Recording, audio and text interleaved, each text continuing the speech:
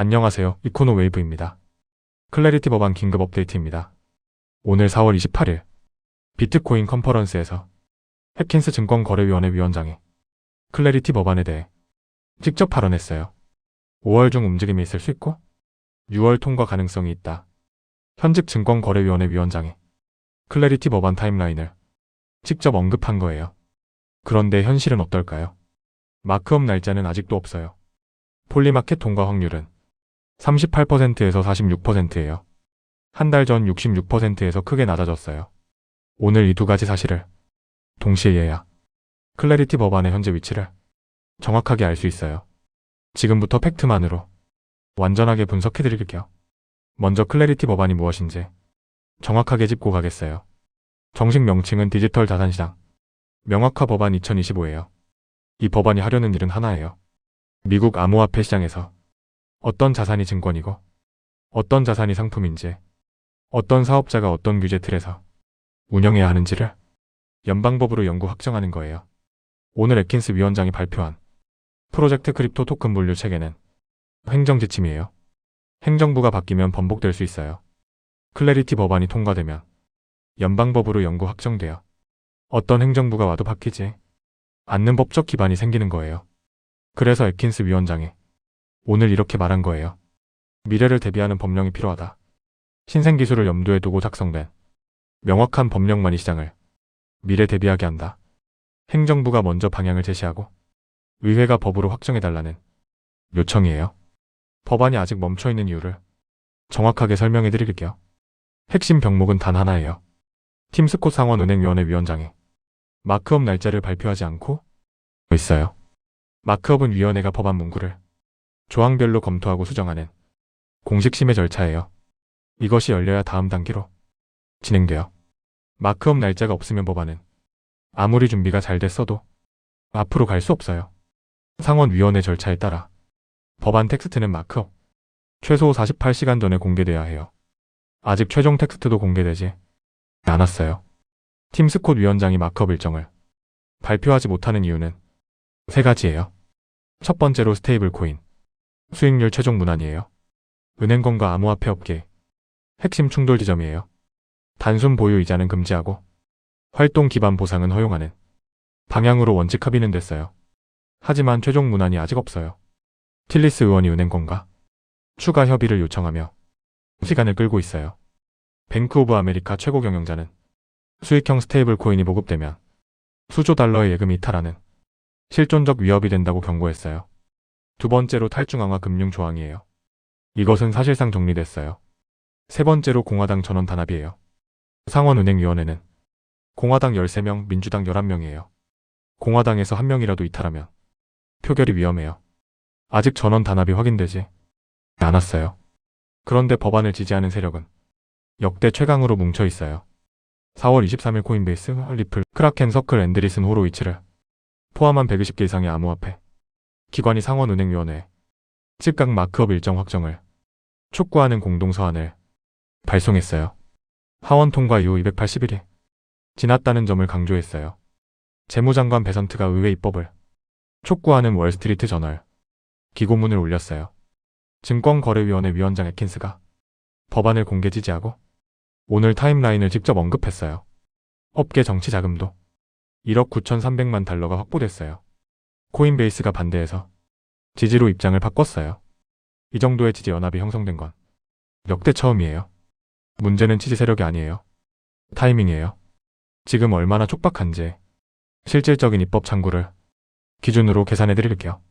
상원 공식 일정 기준으로 남은 실질 입법 창구는 이래요. 5월 11일부터 21일이죠. 6월 1일부터 18일 2.5주, 6월 20일부터 26일이죠. 7월 13일부터 31일 3주, 합해서 약 8.5주예요.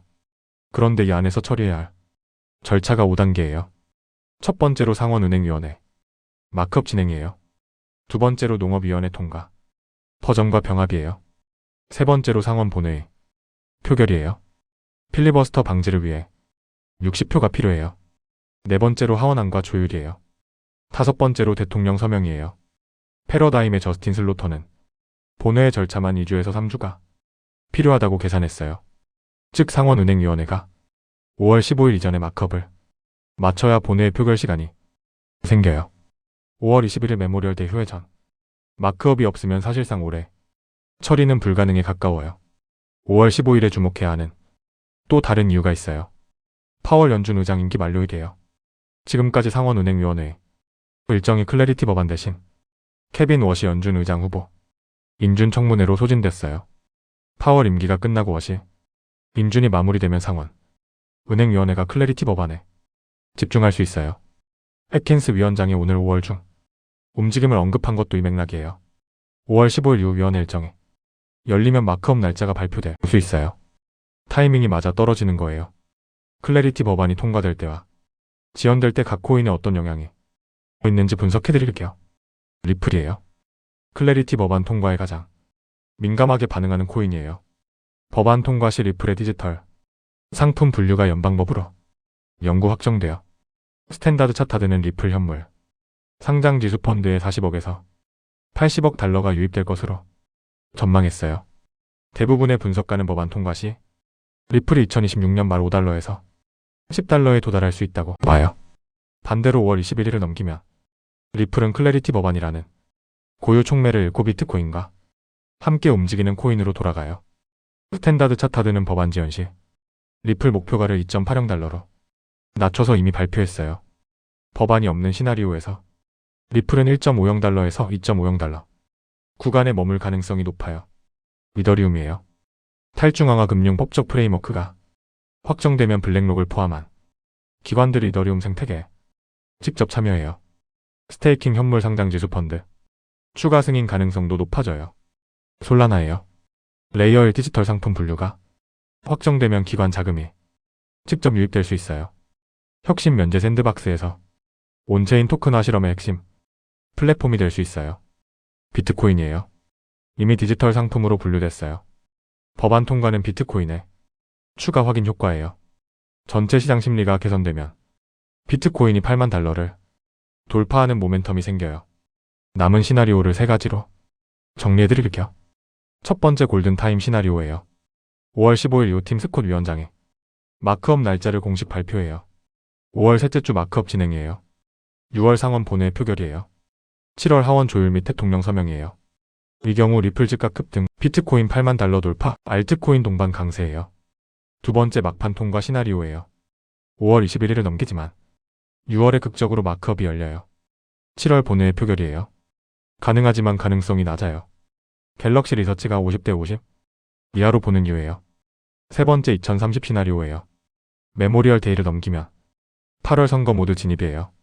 올해 처리 사실상 불가능이에요. 루미스 의원이 경고한 대로 2030년까지 지연이에요.